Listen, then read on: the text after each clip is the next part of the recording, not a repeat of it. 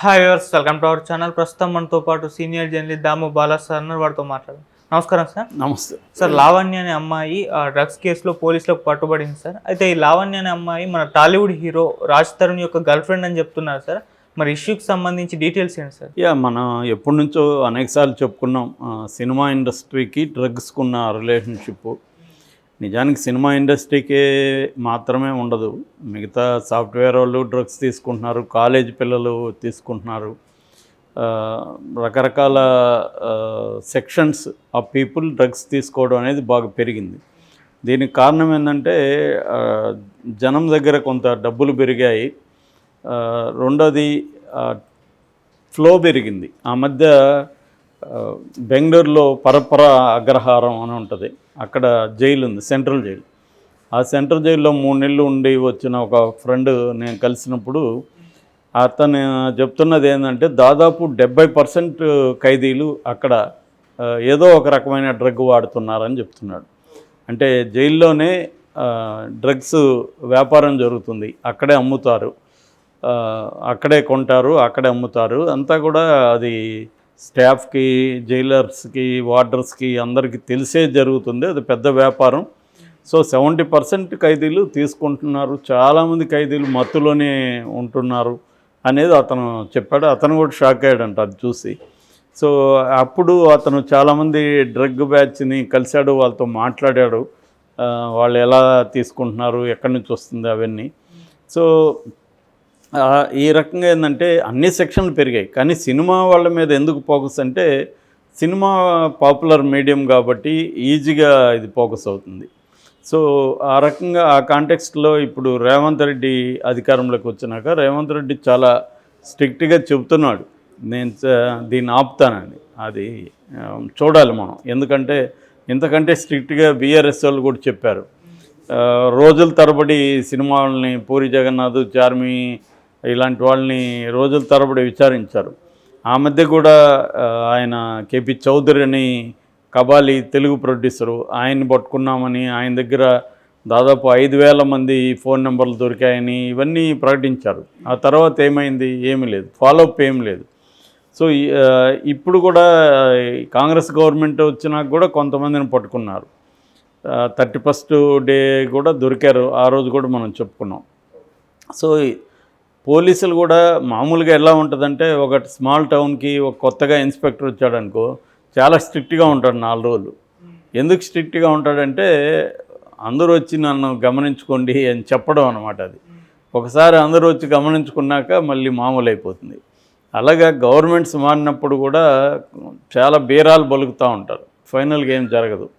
ఇది ఎందుకంటే ఈ ట్రేడ్లో అనేక రకాల కనెక్షన్స్ ఉంటాయి, రాజకీయ నాయకులు ఉంటారు, దీంట్లో పోలీస్ ఆఫీసర్లు ఉంటారు. ఆ మధ్య కూడా ఒక ఎస్ఐ పట్టుబడ్డాడు కదా, ఎస్ఐ తను పట్టుకున్న డ్రగ్స్ని తను సపరేట్గా వ్యాపారం చేసుకుంటూ పట్టుబడ్డాడు కదా. ఇవన్నీ కామన్ అనమాట. సో ఈ కాంటెక్స్ట్లో ఇప్పుడు ఒక వార్త ఏంటంటే, లావణ్య అనే ఒక అమ్మాయి నార్సింగిలో ఒక అపార్ట్మెంట్లో, అంటే గండిపేట మండలం నార్సింగ్ దగ్గర ఒక అపార్ట్మెంట్లో డ్రగ్స్ వాడుతున్నప్పుడు పోలీసులు పట్టుకున్నారు. సో ఆమె దగ్గర 4 గ్రాముల MDMA అంటున్నారు. MDMA అనేది దాని ఎక్స్ట్రాసే అంటారు మామూలుగా పరిభాషలో. అట్లాగే మాలి అని, మ్యాండీ అని కూడా పిలుస్తారన్నమాట. అది ఎక్కువగా ట్యాబ్లెట్ రూపంలో ఉంటుంది, దాన్ని పొడి చేసి తీసుకుంటారు. అది నోటి ద్వారా కానీ తీసుకుంటే 30-40 నిమిషాల్లోనే ఫుల్గా మత్తు ఎక్కేస్తుంది. అది దాదాపు 3 నుంచి 6 గంటల సేపు మత్తు ఉంటుంది అన్నమాట. బేసిక్గా ఈ డ్రగ్ ఎఫెక్ట్ ఏంటంటే ఒక రకమైన హై ఎనర్జీ ఉంటుంది. తర్వాత ఎంపతి అంటారు. ఎంపతి అంటే అక్కడ చుట్టుపక్కల ఎవరుంటే వాళ్ళ మీద తీవ్రమైన ప్రేమ, వాళ్ళంటే ఇష్టము, ఇలాంటి ఒక ఎంపతి ఉండడం మనుషుల పట్ల. తర్వాత ఒక రకమైన ఏదో ఒక ప్రపంచంలో ఒక డ్రీమీ వరల్డ్లో ఉన్న ఫీలింగ్ వస్తుందన్నమాట 3 నుంచి 6 గంటల సేపు. ఆ మధ్య నాకు తెలిసిన వాళ్ళు బాంబేలో 8th ఫ్లోర్లో ఒక బ్యాచ్, స్టూడెంట్ బ్యాచ్ డ్రగ్స్ తీసుకున్నారు. అందులో ఒక కుర్రవాడికి ఇలాగా ఎక్కువైపోయి ఏం చేశాడంటే బాల్కనీ అనుకొని బయటికి దిగేశాడు 8th ఫ్లోర్ నుంచి. కింద పడి చనిపోయాడు అతను. సో ఈ 7 మందిని అరెస్ట్ చేశారు, మిగతా అతన్ని తోసేశారు అన్న దీంతో. ఎందుకంటే నిజంగా కూడా చెప్పలేము, ఎవడన్నా తోసింటే కూడా వాడికి కూడా తెలియదు తోసినట్టుగా, అంటే ఒక రకమైన దీంట్లో ఉంటారు. ఇటువంటి ఒక పరిస్థితి అందుకనే దానికి ఎక్స్ట్రాస్ అని పేరు పెట్టారు. ఎక్స్ట్రాస్ అంటే బ్రహ్మానందం అన్నమాట, గొప్ప ఆనందాన్ని ఎక్స్ట్రాస్ అంటారు. సో అటువంటి ఒక గొప్ప ఆనందాన్ని అది ఇస్తుంది. అయితే మరి అంత ఆనందాన్ని ఇచ్చేది అది ఎందుకు బ్యాడ్ అవుతుందని చాలామంది అనుకోవచ్చు అమాయకంగా, కానీ దాని సైడ్ ఎఫెక్ట్లు చాలా తీవ్రంగా ఉంటాయి. అది ఒక్కోసారి డీహైడ్రేషన్ ఎక్కువైపోయి మనుషులు చనిపోయిన సందర్భాలు కూడా ఉన్నాయి.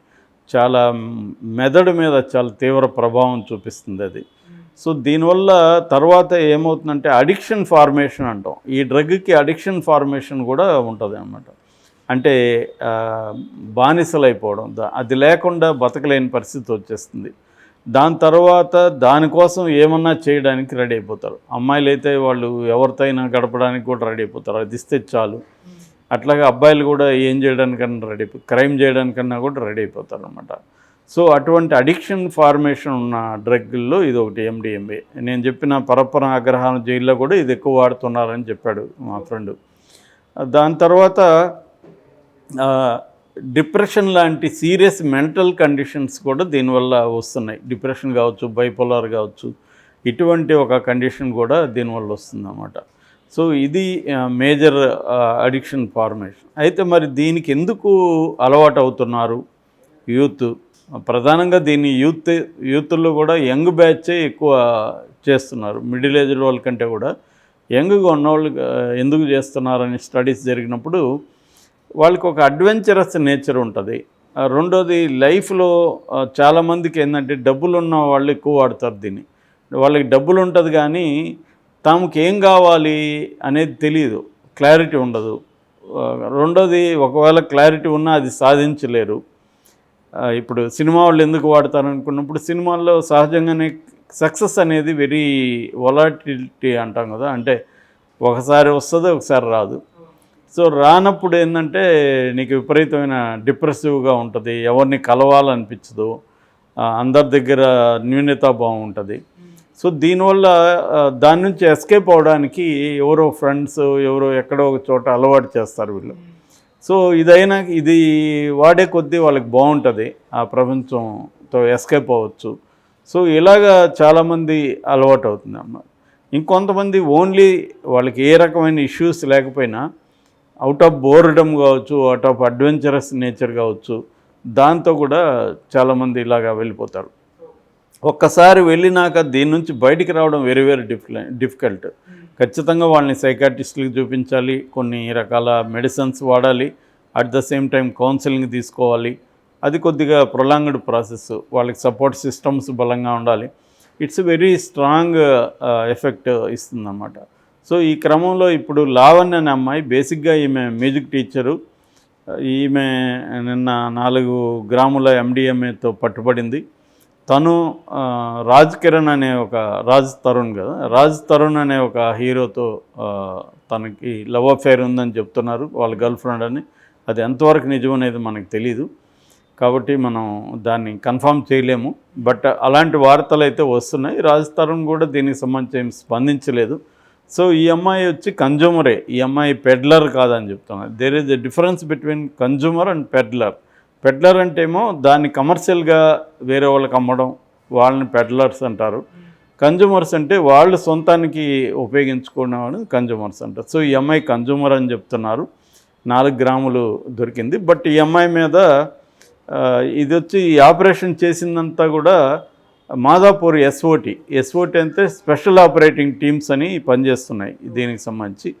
సో ఈ మాదాపూర్ ఎస్ఓటి వాళ్ళు NDPS యాక్ట్ అని ఇండియాలో ఒక యాక్ట్ ఉంది. NDPS అంటే narcotic drugs and psychotropic substances act 1985 అన్నమాట. ఈ యాక్ట్ రావడం వెనక కూడా ఒక చరిత్ర ఉంది. అంతకుముందు ఈ యాక్ట్ రాకముందు 85 వరకు కూడా గాంజా కానీ ఈ చరస్ అనే ఇలాంటి రకరకాలు లీగల్గానే ఉండేవి. వాటిని ఇప్పుడు కూడా చాలా దేశాల్లో లీగల్. ఆ మధ్య నేను థాయిలాండ్ వెళ్ళినప్పుడు ఎక్కడ చూసినా అవి ఓపెన్గా అమ్ముతున్నారు, గాంజా అవన్నీ డ్రగ్స్. అక్కడేమి ఓపెన్గా కొనుక్కోవచ్చు అనమాట. అట్లాగే మన దేశంలో కూడా అది ఓపెన్గా ఉండేది. అయితే దాని తర్వాత అమెరికా పెద్ద ఎత్తున ఒత్తిడి తీసుకొచ్చింది ఇండియా మీద వీటిని బ్యాన్ చేయమని. ఎందుకంటే ప్రపంచవ్యాప్తంగా అమెరికా ఎక్కువ అఫెక్టెడ్ కంట్రీ అన్నమాట ఈ డ్రగ్స్ వల్ల.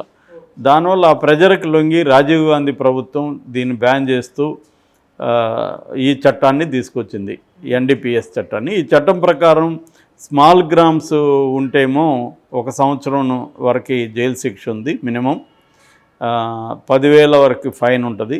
ఎక్కువ గ్రామ్స్ అంటే 2 గ్రాములు 3 గ్రాములు పైన ఎక్కువ ఉంటే మాత్రం 10 నుంచి 20 ఏళ్ళ వరకు కూడా శిక్ష పడే అవకాశం ఉంది. అంటే నువ్వు ఏ రకమైన డ్రగ్ వాడుతున్నావు, ఎన్ని గ్రాములు ఉంది, ఇవన్నీ కూడా రేపు కోర్టులో ఇంపార్టెంట్ అనమాట. సో ఆ రకంగా లావణ్యకి శిక్ష పడే అవకాశం అయితే ఉంది. తక్కువ శిక్ష అయినా కూడా కరెక్ట్గా కానీ కేసు వీళ్ళు ఫామ్ చేస్తే.